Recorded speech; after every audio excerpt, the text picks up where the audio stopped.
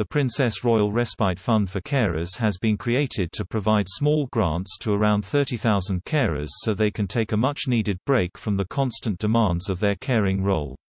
It will aim is to raise £3 million over the next 3 years from different donors, including trusts and foundations, major donors, corporate supporters and members of the public. The fund is also named after Carers Trust's president, Anne, as part of her 70th birthday celebrations. Chair of Carers Trust Board of Trustees, John McLean OBE, said, "As most of us begin to emerge from months of lockdown, many unpaid carers will be staying at home to continue providing round-the-clock care for a loved one without the prospect of even the smallest break. They need our support right now, and that is why Carers Trust is launching the Respite Fund, so we can support more carers to have time to themselves and the breaks they both need and deserve. Thay mat cho kathi dong neep van hung ing guoi duok uy tarch kua toi muonkam on hoang than kua koe vi su ho tro kong met moi kua koe da lam cho kwai giing goi ko the hot dong duok." Before the pandemic hit, 2/3 of carers were working 50 hours or more per week. And the subsequent national lockdowns over the last year meant they had to spend even more time caring and were putting their health at risk by not getting enough time to rest. Martin Macmillan, the chair of the appeal board for the trust, explained the importance of rewarding carers for the sacrifices they make every day. He said, "You only have to listen to a few unpaid family carers to grasp just how physically and mentally demanding it is to provide round-the-clock care for a loved one. Many have had to sacrifice a job and career to do so, and there is little or no financial reward in return.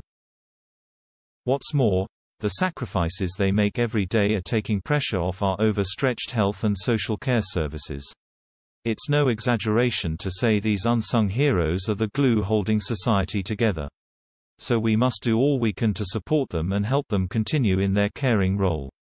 I can think of no better way to do that than by donating to this fund. All the money raised will be used to ensure unpaid carers get what they say they need most, a break, time to themselves when they can collect their thoughts and re-energize themselves. I urge everyone to do what they can to support this fund. It will make a greater difference for these unsung heroes than we can ever know." Anne has rarely been seen in public over the last year as she carried out less duties due to the pandemic. She was pictured last month attending the funeral of her father Prince Philip after he died peacefully at the age of 99. In May, Anne also laid wreaths at a war memorial in London in commemoration of the Australian and New Zealand forces for Anzac Day. It has since been reported the Queen and Philip's only daughter may soon be stepping up her duties though to fill in for her father and also Prince Harry, who stepped down as a working royal last year. Thomas Mace Archer Mills, founder of the British Monarchist Society, explained why Anne was the perfect replacement for her two relatives.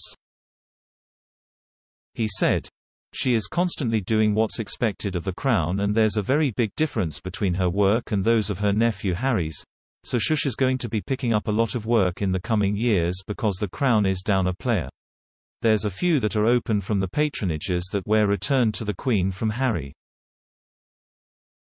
Being the Queen's only daughter, it really shows well that this woman who was not born to be king or queen is the one to take these honorary patronages and make something of them. She commands the respect of the armed forces and that's why she will be given more of those honorary patronages which will have been left behind.